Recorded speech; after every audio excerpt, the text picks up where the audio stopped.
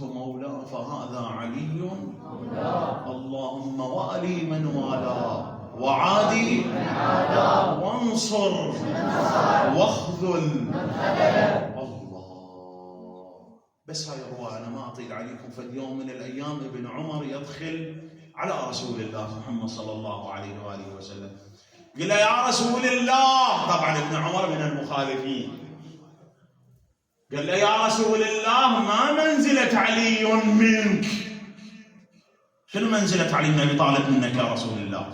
ومثبت عند الفريقين، مثبت عند الفريقين. الرواية تقول فغضب الرسول ضاج، قال ما بال قوم يبغضون رجلا منزلته عند الله كمنزلتي ومقامه عند الله كمقامي إلا النبوة. إلا النبوة، فرق بيناتنا إلا النبوة. يا ابن عمر،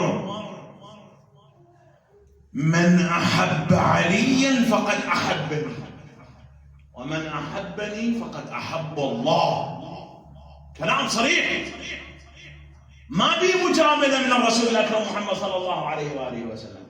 يا ابن عمر، من أبغض عليا فقد أبغضني، ومن أبغضني غضب الله عليه ولعنه. كلام صريح.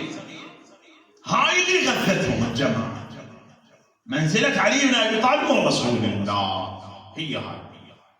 يا علي لا يحبك إلا مؤمن. ترجع للقرآن الكريم، المؤمنين شنو جزاهم؟ في الجنة. ولا يبغضك إلا منافق. والمنافقين وين؟ في جهنم وبئس المصير. فهذا كله بغضا بعلي بن أبي طالب عليه السلام. قتل الرسول وهجموا على دار فاطمة صلوات الله وسلامه عليه.